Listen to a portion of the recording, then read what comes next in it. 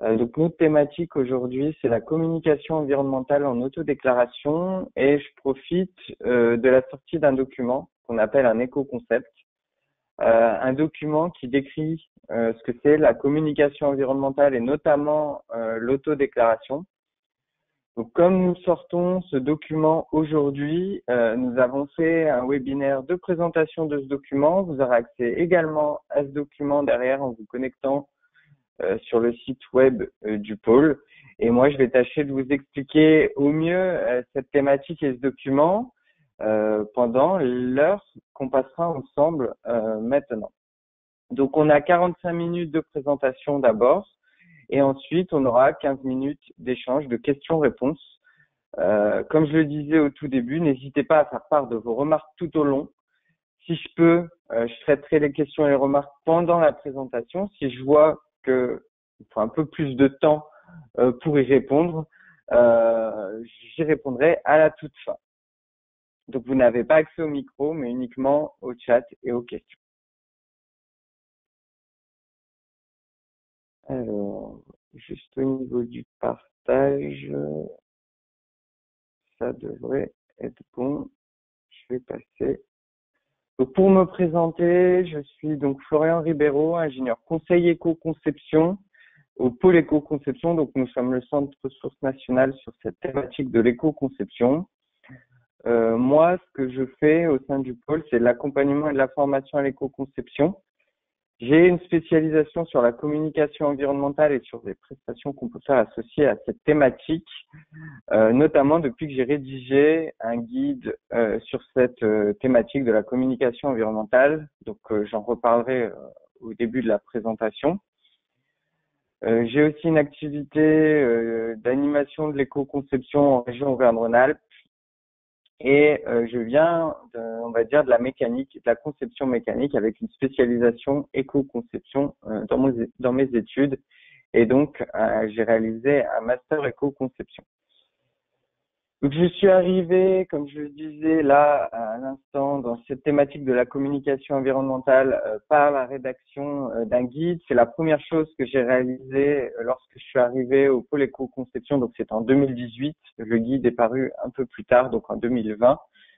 Donc, pour rédiger ce document, pour m'instruire sur cette thématique, donc déjà, j'ai pris en compte tous les documents qui se faisaient au moment de la rédaction. Donc, j'ai pris en compte tous les documents en lien avec la communication environnementale, le marketing, les publicités, les normes et autres pour rédiger un document complet, donc 240 pages, qui décrit des critères, des pièges, qui donne des outils.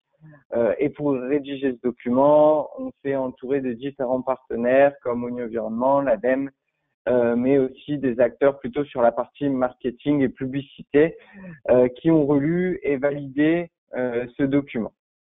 Donc ça, c'est pour que vous compreniez un petit peu d'où on vient sur cette thématique. Donc ça fait déjà depuis 2020 que le document existe. Derrière, il y a eu des prestations, des accompagnements, des actions réalisées. Et aujourd'hui, on vous propose un document synthèse simplifié de 6 pages qui décrit la communication environnementale et notamment l'autodéclaration. L'idée de ce document, c'est que il est facilement imprimable, il peut être emmené en entreprise, utilisé. Vous verrez, il apporte quand même pas mal de contenu pour aider à créer des communications, communication environnementale, quel que soit le type, et plus particulièrement sur l'autodéclaration. Donc là, on donne un petit peu plus de conseils, d'explications sur comment bien faire une autodéclaration. Donc du coup, dans ce document et puis dans ce webinaire, je vais reprendre ce qu'on présente dans le document. À la fin, je vous le transmettrai. Donc dans ce document, on commence par décrire les différents types de communication environnementale. Donc il faut savoir que il existe la série de normes ISO 14020 qui va de l'ISO 14020 à la 27, qui nous donne 4 types de communication environnementale. Donc les autodéclarations, c'est tout logo, picto, toute allégation environnementale qui serait dit par une entreprise. Les labels environnementaux, donc en lien avec l'ISO 14024, on a MS Environnement, l'écolabel européen. Donc là, on suit un cahier des charges et derrière, on se fait certifier par une partie prenante externe avec tout un dossier qu'on fournit et derrière, on peut apposer le logo sur un produit. ISO 14025 et les éco-profils. Là, c'est plus un logo, c'est plutôt un rapport de test, un petit document, un rapport d'ACV, un petit document qui peut quand même aller de 6 pages à parfois une vingtaine de slides, ça dépend de quelle manière on le présente. Cet éco-profil sera cadré par un programme éco-profil et on va en fait communiquer sur une synthèse d'une analyse de cycle de vie. Donc, on va décrire le produit, les hypothèses et derrière les résultats d'impact. C'est un document très complet, très technique, très utile en B2, un peu complexe en B2C. Et il reste l'ISO 14026 avec les affichages environnementaux. Et là, on est plutôt sur une étiquette dans laquelle on décrit les résultats d'impact selon plusieurs critères et on retranscrit ces résultats d'impact en une note A, B, C, D ou E, un petit peu comme on peut le faire sur un Nutri-Score, mais là pour les impacts environnementaux. Donc voilà, pour faire un petit état des lieux, je vais vous les présenter un petit peu plus en détail. Donc pour commencer, les labels environnementaux, l'idée c'est d'apposer un logo sur un produit, donc de permettre aux consommateurs d'identifier un produit plus respectueux de l'environnement. Ils sont utilisés en B2C, en B2B. Ils permettent de certifier vraiment un niveau d'exigence environnementale globale sur l'ensemble du cycle de vie, mais également une exigence d'efficacité, c'est-à-dire que le produit ou le service qu'on va faire certifier aura une exigence d'efficacité fonctionnelle.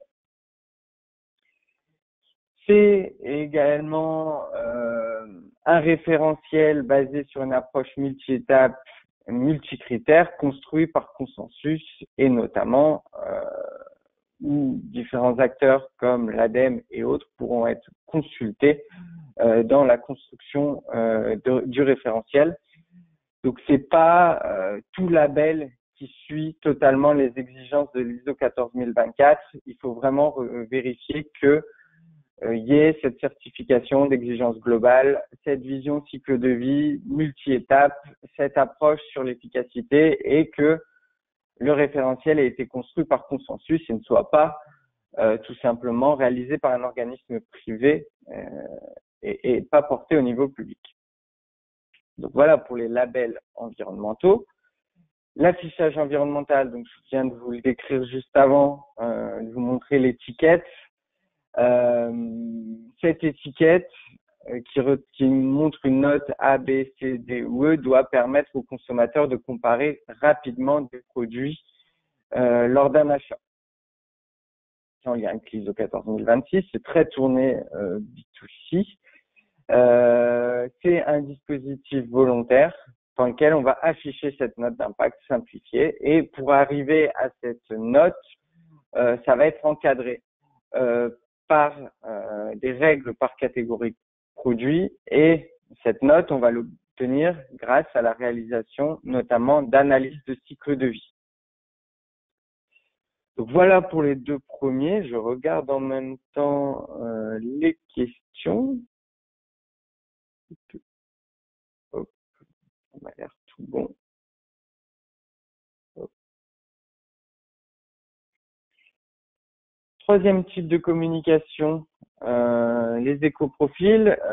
Donc là, on est vraiment sur des rapports synthétiques d'ACV, donc des documents plus complets. C'est plutôt des clients aguerris ou des lecteurs qui sont très techniques, qui pourront lire ce type de documents et comparer potentiellement ce document-là pour un produit à ce même document pour un autre produit et d'essayer de voir lequel est le mieux d'un point de vue impact environnemental.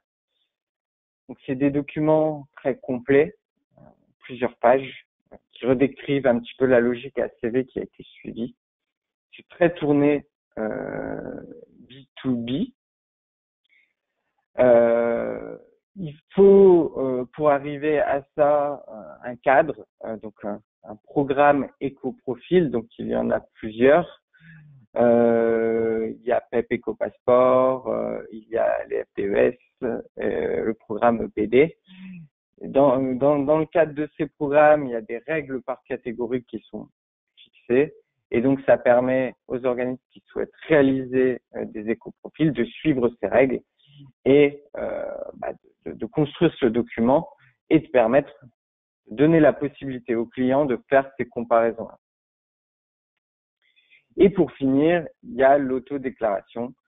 Donc, c'est tout le reste, vraiment tout, discours, logo, visuel. Il n'y a pas forcément de certification par une tierce partie indépendante. C'est à l'organisme qui crée son autodéclaration d'essayer de faire quelque chose au plus rigoureux possible. Donc, tout dépendra, on va dire, de l'entreprise qui mettra en place et de son envie de bien faire les choses. Sur l'affichage environnemental, aujourd'hui, il y en a essentiellement sur les filières textiles. C'est vraiment sur ce domaine-là sur lequel c'est développé actuellement. Il y a eu des travaux sur les produits de l'ameublement, une partie sur les produits, alors j'ai dit ameublement, textile, des expérimentations sur la partie agroalimentaire également. Et pour les labels environnementaux, pour vous en ressortir les quelques principaux, il y a NF Environnement, l'écolabel européen, Blue Angel et l'écolabel nordique qui sont vraiment les principaux sur ce sujet-là. Donc ces différents types de communication sont à des niveaux de maturité différents. Il y en a qui sont construits, voilà, donc qui nécessitent un travail, un consensus pour la création. Donc notamment les 3 premiers que vous voyez à l'écran. L'autodéclaration, ce sera plutôt les entreprises qui les géreront directement elles-mêmes. De manière générale, on se rend compte que les labels environnementaux, l'affichage environnemental, les éco-profils sont très intéressants pour atteindre un niveau de crédibilité important en matière de communication. Ils sont construits par consensus. Il y a des organismes externes qui cadrent les méthodologies, les règles. Donc, ils sont très intéressants. Par contre, parfois très tournés B2B, difficile à lire en B2C. Parfois pas disponible sur certaines catégories de produits. Donc, on se rend compte que le seul type de communication qui est utilisé par toutes les entreprises, c'est vraiment l'autodéclaration. Donc, cette autodéclaration, c'est un incontournable de la communication, donc soit seul, soit en complémentarité des autres, pour pouvoir communiquer sur le sujet environnemental. C'est quelque chose de très flexible et du coup qui nécessitera une réelle expertise pour être sérieuse. Donc, c'est intéressant parce que c'est simple à mettre en œuvre, facile, mais par contre, si on veut bien le faire, ça nécessite de bien construire les choses et de bien se structurer.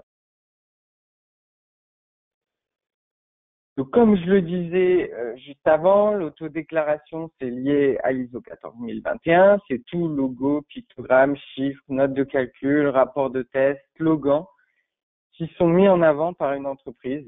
J'en passe, hein, il y en a sûrement d'autres. Ils mettent en avant un intérêt environnemental d'un produit, d'un service, et ils sont sous la responsabilité de l'autodéclarant. Ça veut dire que ça peut basculer dans le greenwashing facilement, mais ça peut dire aussi qu'une entreprise qui souhaite bien faire les choses, elle peut bien structurer son autodéclaration et bien communiquer sur ce sujet-là. Donc, pour comprendre comment bien faire une autodéclaration, comment bien communiquer de manière générale, il faut remonter au premier principe de l'ISO 14020. Donc, vous voyez sur cet écran, on voit qu'il y a l'ISO 14020 à gauche et toutes les autres normes à droite. L'ISO 14020, c'est la norme chapeau. En gros, de cette norme découlent toutes les autres. Et notamment, dès le premier principe de l'ISO 14020, on nous apprend qu'une communication doit être pertinente, exacte, vérifiable et non trompeuse. J'ai fait l'exercice de lire l'ensemble des normes et de vérifier voilà, la différence, enfin, les liens qu'il pourrait y avoir entre ces 4 critères et toutes les normes. On se rend compte que chaque paragraphe, chaque élément de toutes les normes de communication ont un lien avec ces 4 termes. La pertinence, l'exactitude, la vérifiabilité et le fait qu'une communication soit non trompeuse. Donc, c'est vraiment les bases, les fondations de la communication environnementale, ces 4 critères.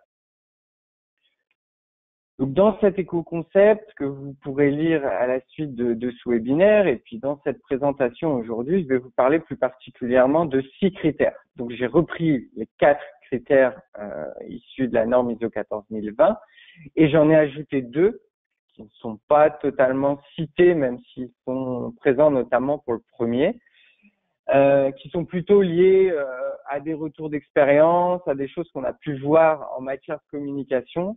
Et donc, ces critères, c'est l'efficacité d'usage et l'humilité. Donc, à travers ces 6 critères, on a vraiment une grille pour bien construire des communications. Une grille également pour analyser des communications.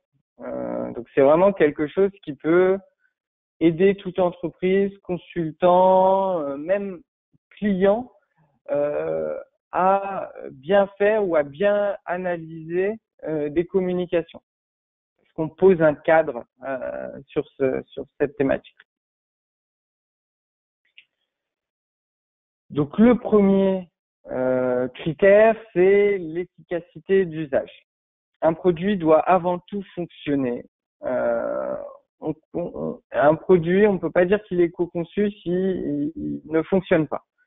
Donc, en matière de communication, il s'agira de mettre avant tout en avant l'efficacité d'usage d'un produit.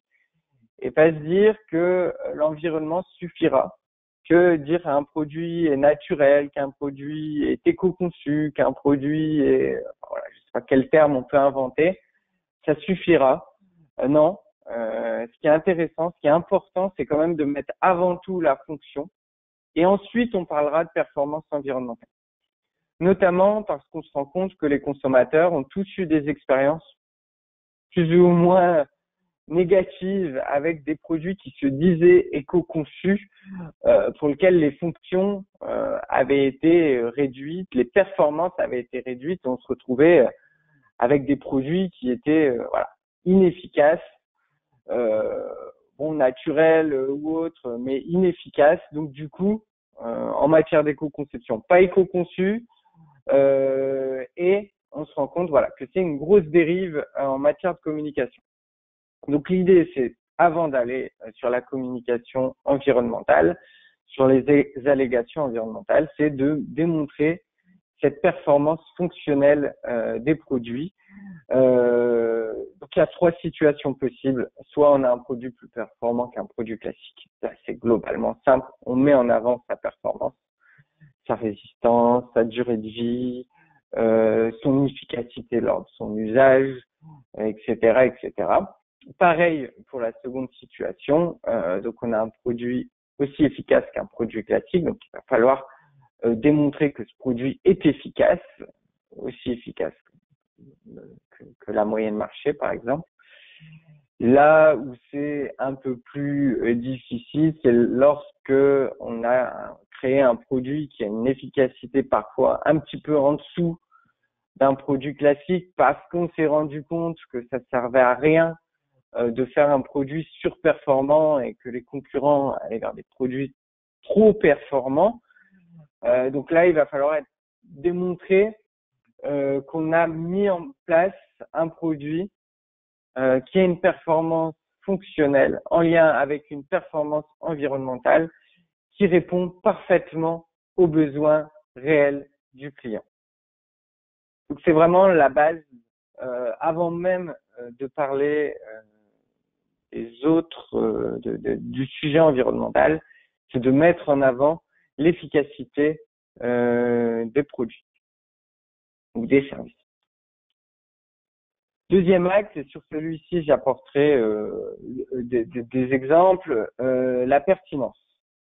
Donc, une communication, si on veut bien la réaliser, on va essayer de mettre en avant les vrais enjeux environnementaux du produit, les vraies allégations en lien avec les vrais enjeux du produit. Donc, c'est tout simplement quelque chose d'important pour ne pas basculer dans le greenwashing.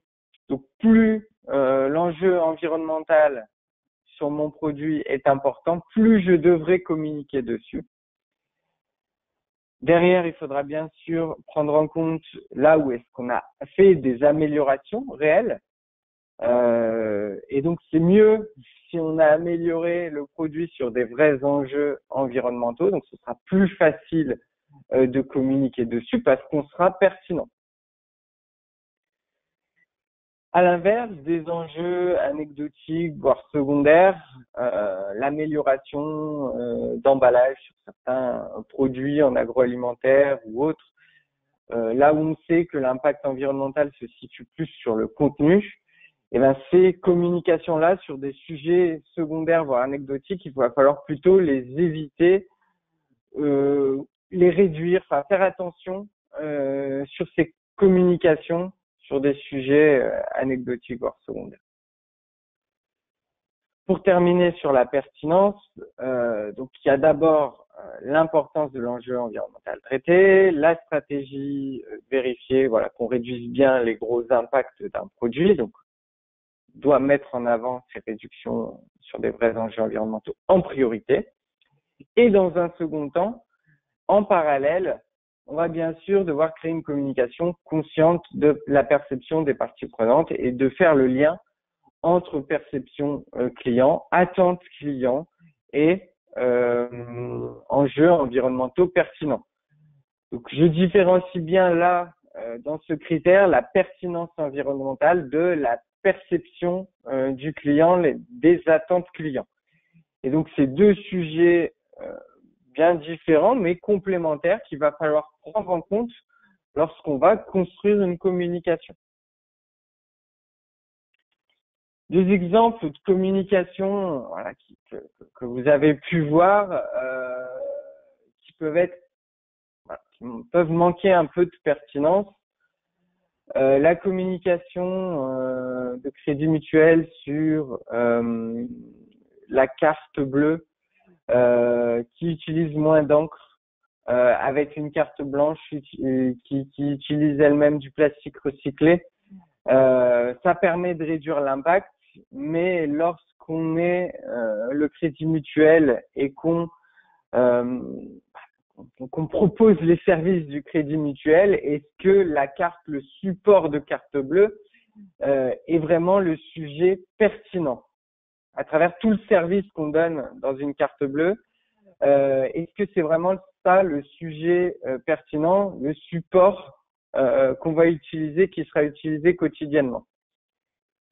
Donc ça ne veut pas dire que c'est un sujet inintéressant sur lequel on ne peut pas communiquer, mais la pertinence nous incite à nous questionner, nous dire attention, on est en train de faire peut-être une campagne publicitaire ultra importante, alors qu'on se retrouve à communiquer sur des sujets secondaires vis-à-vis de l'activité de l'entreprise et du service qu'on propose à travers la vente d'une carte bleue. Donc ça, premier point. Le deuxième exemple, la dosette compostable, carte noire, on se pose la question lorsqu'on voit ça, tout simplement, est-ce que c'est le sujet pertinent? Quand on voit l'impact du contenu, du café notamment, est-ce que c'est vraiment pertinent de faire des dosettes compostables? En plus, est-ce qu'il y a réellement des personnes qui vont le composter? Donc voilà, je donne pas la réponse là sur la manière d'améliorer, sur les autres axes de travail, mais je vous incite à vous questionner sur la pertinence de ces allégations quand on voit les gros impacts qui sont occultés, qui sont oubliés dans ces communications. Donc la pertinence, ce critère qui est notre deuxième critère, est un critère qui est le garant de la performance environnementale, de l'environnement. En éco-conception, on recherche une performance environnementale pour une performance d'usage. Et donc, si on veut bien communiquer et être pertinent, on va être incité à suivre une logique éco-conception, donc intégrer l'environnement sur un produit ou un service et lors de toutes les étapes de son cycle de vie. C'est une approche produit-service, une réflexion cycle de vie. Donc avec toutes les étapes, les matières premières, la fabrication, le transport, l'usage, la fin de vie. C'est une vision multicritère. On ne va pas parler seulement de changement climatique, mais on va parler de différents impacts environnementaux. On va faire attention au transfert d'impact. Ce qu'on améliore quelque part ne se répercute pas autre part dans le cycle de vie ou dans un autre impact du produit. Et on va faire des compromis pour faire quelque chose qui allie performance environnementale et réussite, c'est-à-dire qu'on fasse quelque chose qui réduise l'impact et qui derrière se vende réellement auprès d'un client. Donc, si on veut être pertinent, il faut être conscient que derrière, il y a cette logique éco-conception, produit, cycle de vie, multicritères, en évitant les transferts et en faisant des compromis. Et donc, parfois, ça arrive qu'on reprenne un peu de recul, donc qu'on soit déjà en étape finale et qu'on se dise on va communiquer et qu'on se dise attention, est-ce qu'on s'était bien posé les bonnes questions avant, est-ce qu'on va bien communiquer? Donc parfois ça nous incite à faire un petit pas en arrière et à repenser à la logique environnementale du produit pour pas mal communiquer et pas communiquer de manière non pertinente. Donc voilà pour le troisième critère.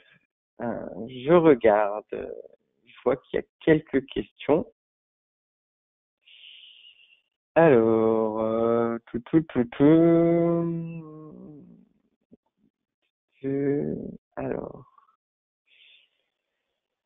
alors, il y avait une question d'un des participants. Donc, est-ce qu'il y a un risque de faire du greenwashing? Clairement, en autodéclaration, oui. Alors, c'est pour ça que je décris les règles. On en a fait 2 pour l'instant, il y en a encore 4. Et est-ce qu'il existe des règles par catégorie de produits mécaniques, notamment sur les éco-profils? Il y a des produits qu'on pourrait rentrer dans la catégorie mécanique, pour lesquels il existe des règles par catégorie de produits, oui. Ces règles, elles dépendent plus de la typologie de produit final et des catégories de produits finales plutôt que d'une grande catégorie qu'on pourrait appeler mécanique. Voilà. Donc ça nécessite d'aller plus fouiller par je sais pas, par exemple, il y a des climatisations, il y a des ascenseurs, il y a des trains, des systèmes utilisés à l'intérieur du train. Il y a tout un tas de choses dans les éco-profils notamment. Donc ça nécessite d'aller faire un petit peu plus d'investigation selon les catégories de produits sur lesquels vous travaillez pour voir s'il y a des règles par catégorie de produits. Donc, voilà, petit aparté sur le sujet éco-profil.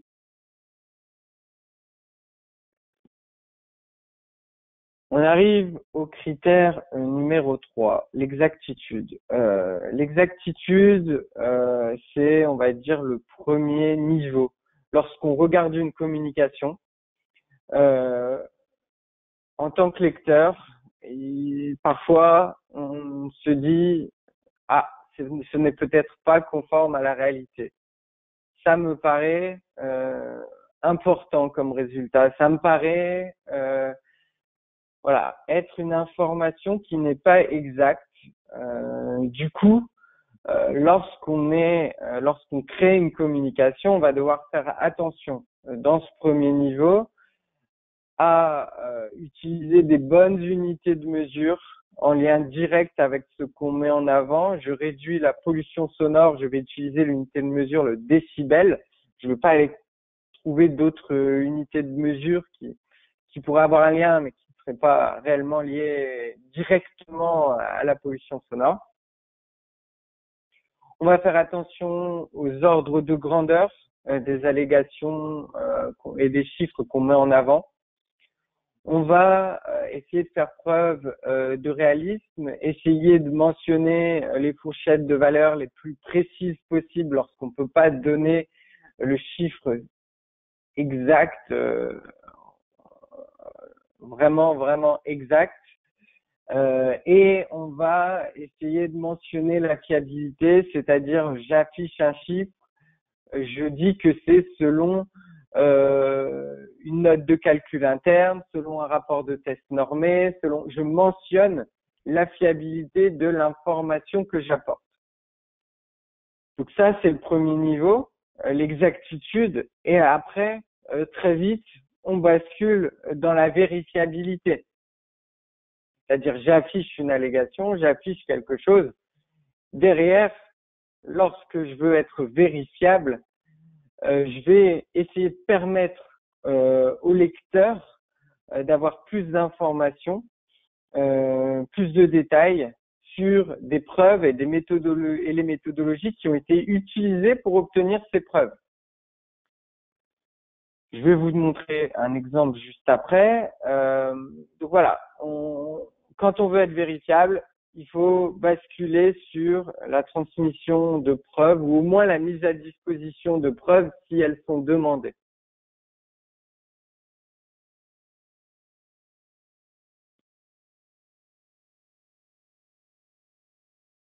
Il va falloir, dans ce travail, pour rendre vérifiable,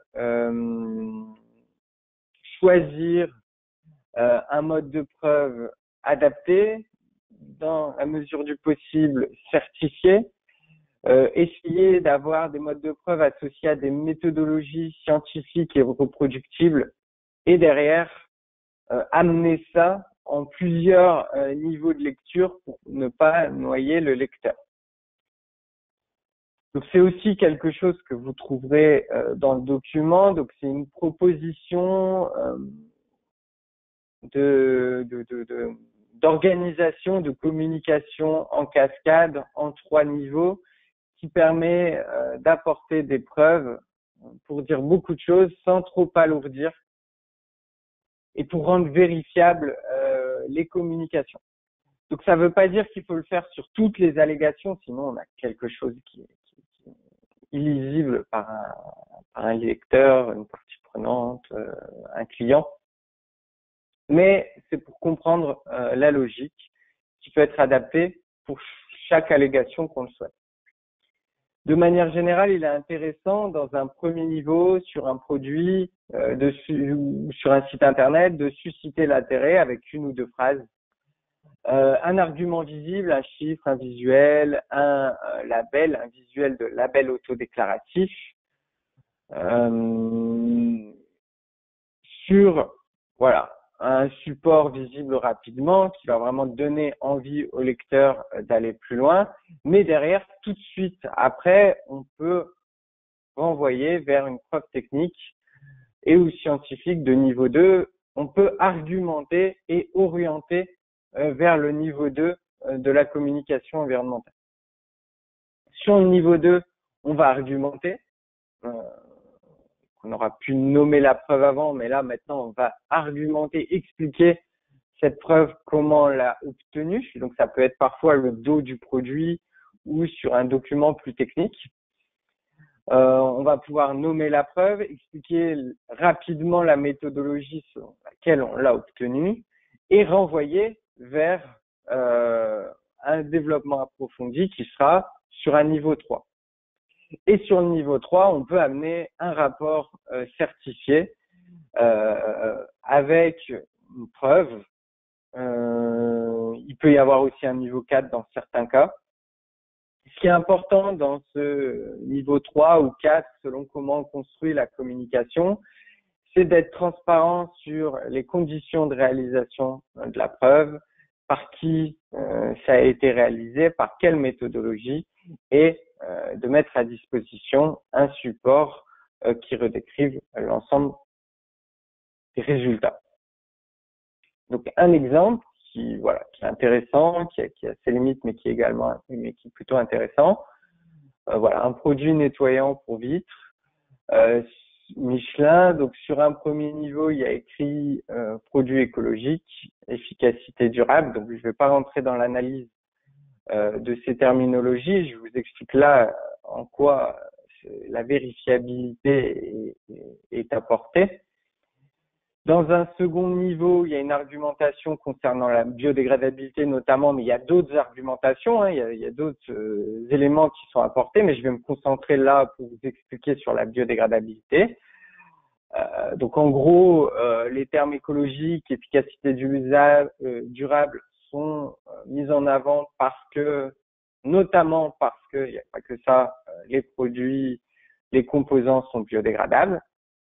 La petite étoile, et sur la biodégradabilité, il y a écrit en niveau 3 que les composants sont biodégradables selon les méthodes OCDE 310 et 311. Donc on n'aura pas le résultat pour ce document lié à ces méthodes, mais au moins on a une mention de la méthode qui a été suivie. On peut ensuite télécharger le document en tapant tout simplement OCDE 310 et télécharger le document qui nous indique les conditions d'évaluation de cette biodégradabilité. Donc on va sur le site internet et en dernier niveau on peut télécharger le document complet. Donc voilà, l'idée c'est que lorsqu'on veut prouver quelque chose, qu'on puisse mettre à disposition des preuves qui sont à construire. Ces preuves, il va falloir identifier lesquelles sont les plus pertinentes. Ça, c'est un travail qui se fait avec les équipes techniques, marketing et autres, afin de déterminer quelles preuves on va apporter en lien avec quelle allégation. De quelle manière on va la construire, est-ce qu'elle sera disponible, où, comment, L'intérêt de ces 4 niveaux, c'est pas forcément de se dire que tout lecteur va lire ce dernier niveau, mais c'est plutôt de se dire, il y aura certains lecteurs qui seront en mesure de le faire, des personnes qui seront techniques et qui seront en mesure de comprendre, et tout ça participera à rendre vérifiable la communication de l'entreprise, à améliorer l'image liée au produit. Donc voilà, c'est un double avantage. Ça rend vérifiable d'un côté sur les produits et certains lecteurs disent s'il y a ce niveau d'information, c'est que c'est quelque chose de structuré, et d'autres lecteurs peuvent aller vérifier de manière détaillée et challenger ces résultats d'un point de vue technique. On arrive sur les 2 derniers critères et j'aurais fait le tour de ma présentation. Donc, une communication doit être non trompeuse, on doit inspirer confiance en apportant des allégations de la manière la plus sincère possible, en laissant le moins d'ambiguïté possible. Donc, on peut respecter tout le reste, être exact, vérifiable, pertinent, mettre en avant l'efficacité d'usage, mais parfois utiliser des phrases imprécises, des choses qui vont induire en erreur le lecteur. Donc, il serait intéressant d'apporter des phrases simples, des mots précis, des logos qui représentent la réalité, éviter des logos qui suggèrent des choses qui ne sont pas réelles. Ça nécessitera de préciser le champ de performance, de quoi on parle. Vous verrez l'exemple juste après. C'est clairement un champ de performance qui n'a pas été précisé. C'est des phrases très complexes, longues, qui perdent le consommateur, qui ont été apportées. Et pour finir, ce serait intéressant d'amener une vision de la performance globale, la performance environnementale globale du produit, et ne pas se focaliser sur un seul sujet, parce que on met en avant un sujet et l'éco-conception, c'est cycle de vie, c'est multicritères, donc très rapidement, on peut tromper le consommateur, le lecteur, en oubliant les autres sujets environnementaux. Donc un exemple pour illustrer une communication trompeuse, cette communication sur la Stan Smith de Adidas.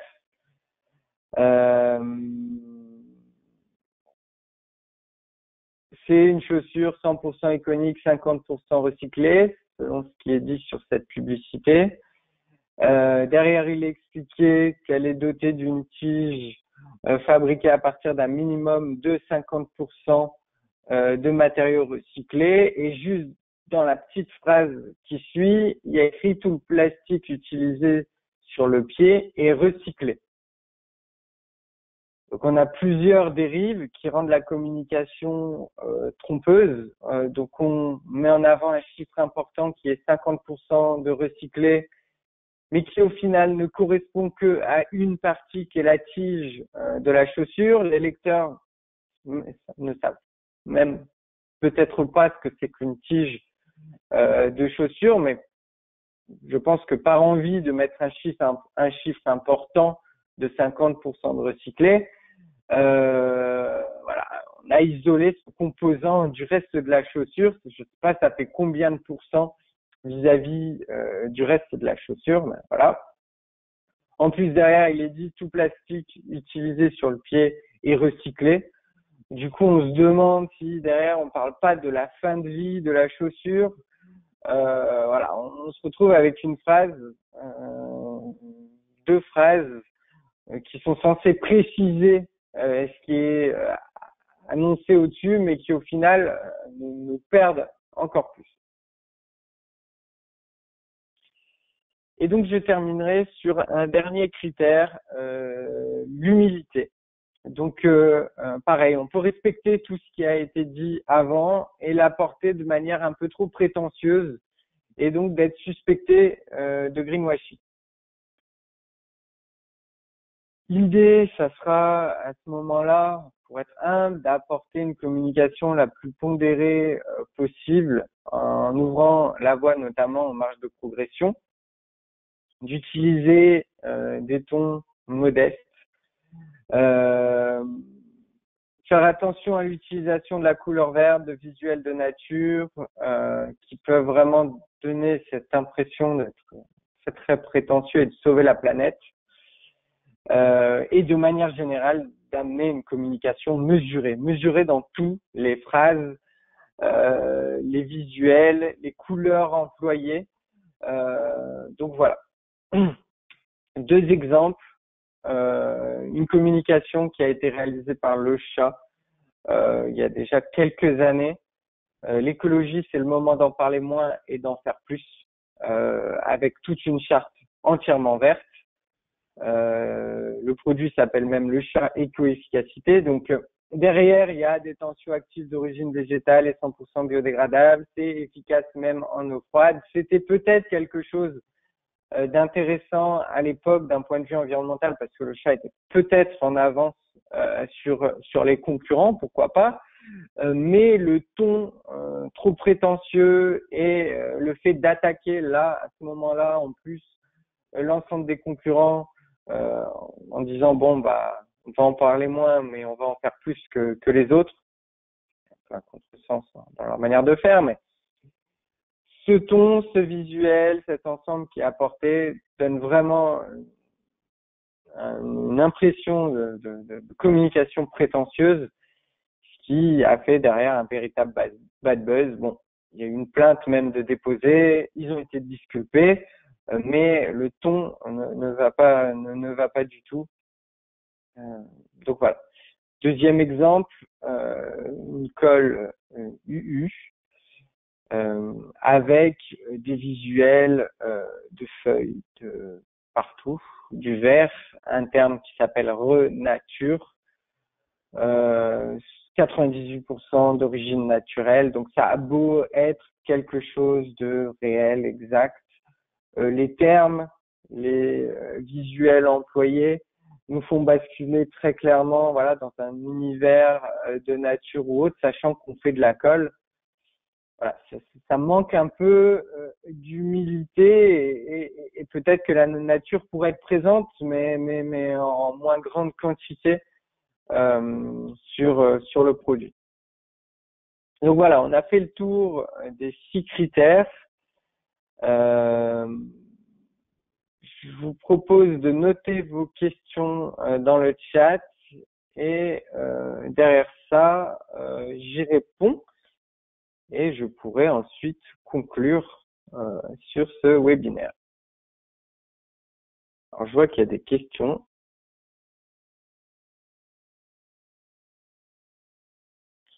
Alors, pour trouver des règles par catégorie de produits, il y a 3 principaux sites. Le site EPD, donc pour tous les produits.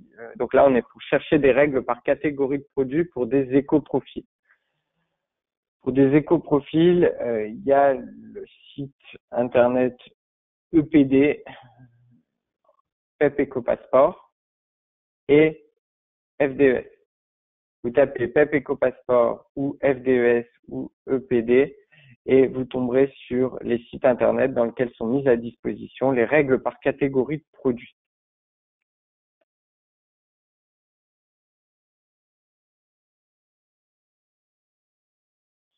Alors, j'ai une question sur les impératifs en termes de revue critique et externe selon les types de communication. Alors, si je remets les types de communication. Voilà. Alors, les labels environnementaux, on va construire un dossier avec des preuves qu'on va soumettre à une partie prenante externe. Cette partie prenante externe va vérifier l'ensemble des preuves et on va engager une certification pour une typologie de produit. Donc, une obligation de certification par une tierce partie externe et des organismes certificateurs. Sur l'affichage environnemental, c'est plutôt en cours de construction. Il y a plusieurs niveaux de vérification. Il y a des vérifications d'outils et il y a des vérifications de notes et de résultats à la fin. Donc aujourd'hui, les règles et autres, c'est encore en construction, pas totalement défini. Voilà, si vous êtes intéressé sur cette thématique de l'affichage environnemental, on peut en parler un peu plus à la suite du webinaire. Mais là, difficile de vous donner des règles concrètes, cadrées, finies et qui ne bougeront pas pour l'affichage environnemental. Pour les éco-profils, les programmes éco-profils sont cadrés par des organismes. Donc, j'en ai mentionné 3 juste avant. Et ce programme fixe les conditions de vérification.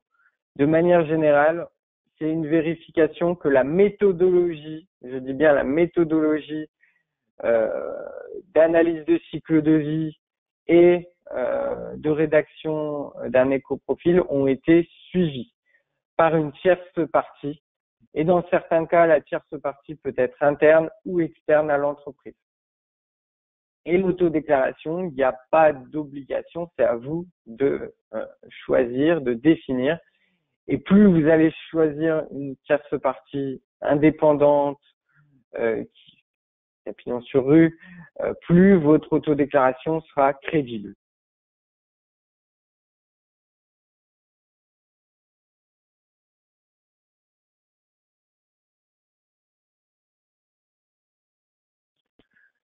Alors, il y a des remarques sur l'exemple de Michelin.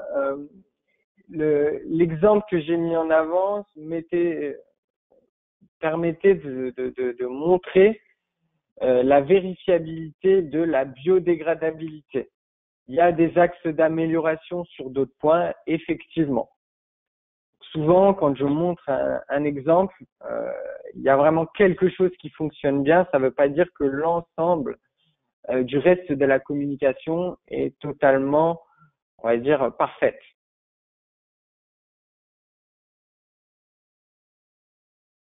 Concernant les services, il y a une question concernant d'un participant vis-à-vis des typologies de services pour lesquels il y a des certifications. À ma connaissance, il n'y a que les services touristiques, peut-être, et j'ai un doute, les services de nettoyage, mais pas sûr qu'il y ait d'autres thématiques qui peuvent être certifiées à l'aide d'un label. Est-ce qu'il y a d'autres questions, remarques?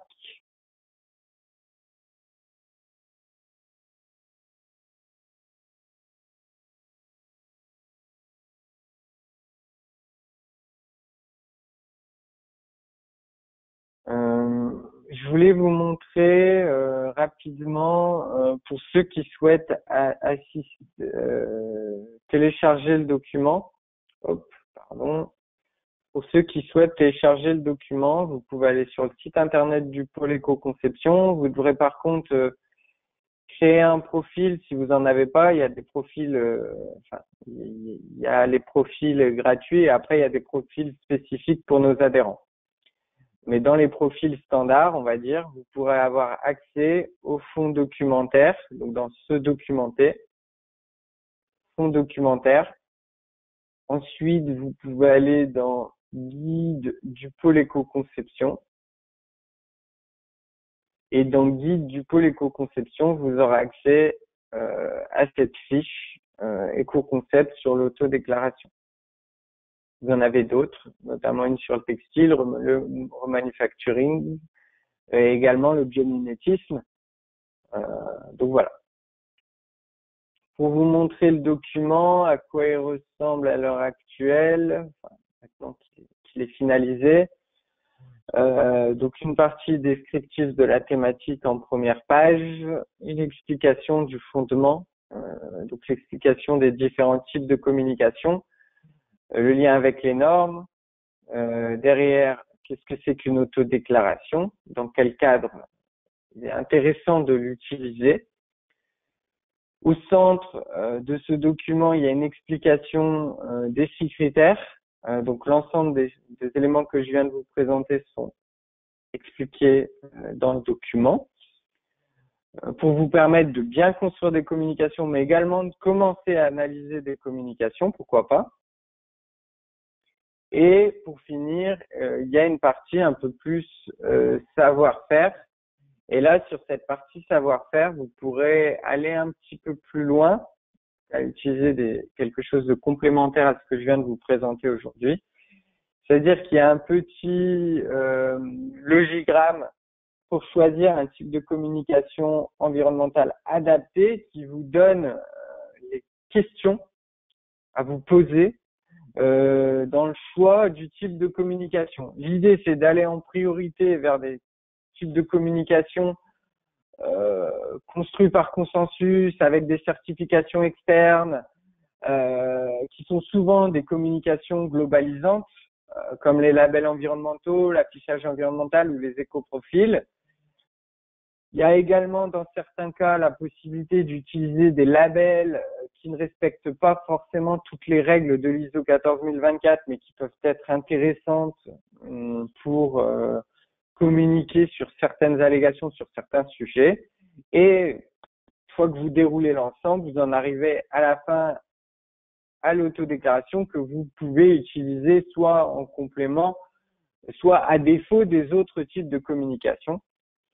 Donc voilà, c'est vraiment quelque chose pour aider à choisir des types de communication qui fonctionnera avec le site internet du pôle. Donc sur le document, il y a un lien vers le site éco-conception.fr. Et il y aura dans la partie communication environnementale une explication un peu plus précise des différents types de communication pour vous aider à choisir ou non ce type de communication. Je vous mets également, attendez, Je vous mets également, hop, excusez-moi, qu'est-ce qui se passe?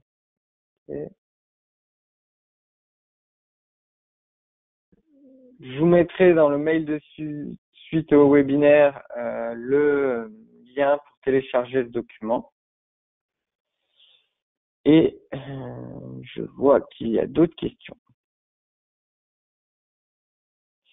Existe-t-il des labels spécifiques? Oui, il existe des labels spécifiques à des typologies de produits, déjà. Et après, des labels spécifiques à des étapes du cycle de vie ou à des impacts environnementaux. Il est important de dissocier les deux. En priorité, d'aller vers ceux qui sont cycle de vie, multicritères, multi-étapes, construits par consensus, comme je l'ai indiqué au début. S'il n'existe pas, dans certains cas, il est possible d'aller vers des labels plus spécifiques parce qu'ils peuvent être intéressants, notamment pour communiquer sur sur des sujets environnementaux qui sont pertinents pour vous, pertinents d'un point de vue environnemental.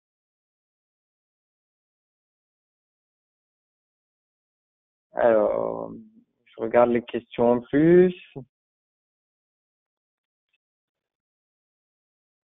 Alors, la DGCCRF est l'organisme qui contrôle une partie des allégations environnementales. Voilà. Le niveau de contrôle est variable parce qu'il y a tellement d'allégations et d'entreprises qui communiquent de toute taille qu'on ne peut pas dire qu'aujourd'hui toute allégation est contrôlée. Donc compliqué de dire quel niveau de contrôle aujourd'hui, mais oui, la DGCCRF est l'organisme qui le fait. Nous, on peut apporter des analyses critiques de communication, mais on ne les certifie pas.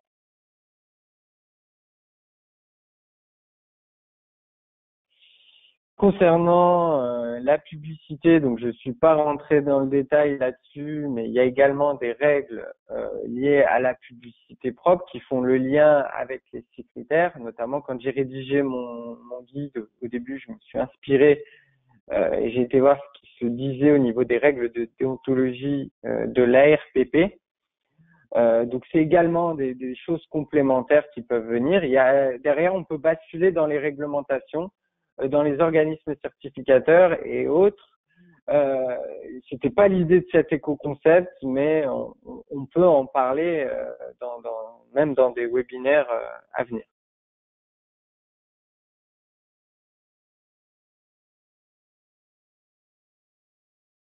La RPP est plutôt liée aux pubs télé ou aux campagnes publicitaires plutôt qu'à une communication que vous feriez sur une fiche technique d'un produit ou face à un client. Donc, il faut bien différencier les deux entre publicité et derrière fiche technique, communication environnementale technique qui, elle, sera plus vérifiée par la DGCCRF.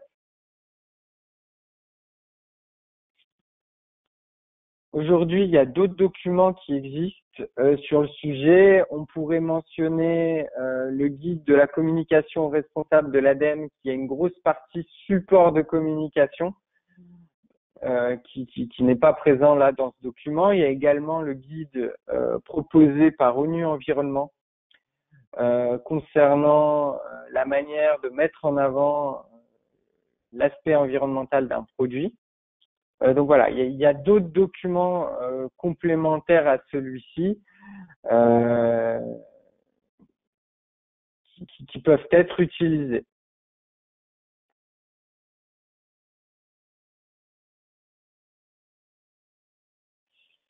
Alors, le support de cette présentation vous sera transmis par PDF. Je vous enverrai également donc l'éco-concept et je terminerai sur quelques mots. Donc, on a vu que l'autodéclaration, bon, je me suis concentré là-dessus parce que le sujet est tellement vaste qu'il faut bien le prendre par un bout. Donc l'autodéclaration reste quelque chose d'incontournable qui s'utilise par les entreprises. Dans les faits, c'est comme ça que ça fonctionne. Je vous ai transmis des règles pour bien construire des autodéclarations avec quelques exemples de mauvaises pratiques et de bonnes pratiques.